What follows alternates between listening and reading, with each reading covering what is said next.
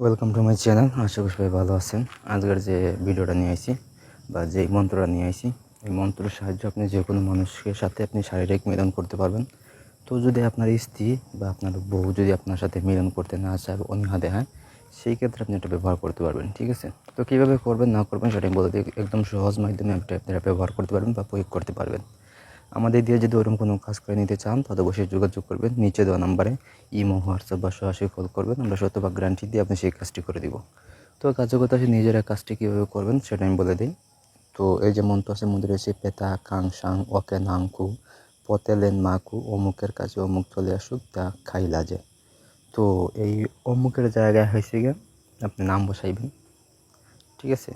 যে দোকান যে অমুকের জায়গা আছে তাই ওখানে নাম বসাইবেন।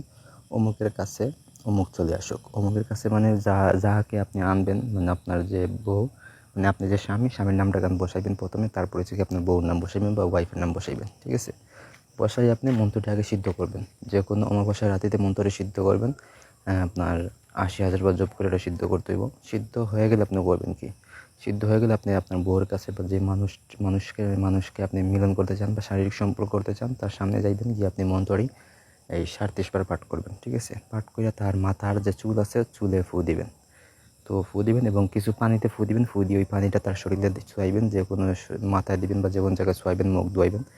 ঠিক আছে? বা তারা খাওয়াইবেন। ঠিক আছে? এগুলো যদি করেন তাহলে দেখবেন যে আপনি ৩ থেকে ৪ দিন ভিতরে আপনি আপনার যে কার্যকারিতা যেটা আপনি চাইতেছেন সেটা হয়ে যাবে আর কি। যেমন ধরেন ৩ থেকে ৪ দিন ভিতরে সে আপনার সাথে সুসম্পর্ক বজায় রাখবে বা শারীরিক সম্পর্ক করার জন্য সে নিজের দিকে একটু দেখবেন যে চালচলনে পার্থক্য চলে আসে এবং সে ইশারা করতেছে, মানে চালচলন দিয়ে ইশারা বোঝাইব আর কি, কীভাবে কী করবেন না করবেন।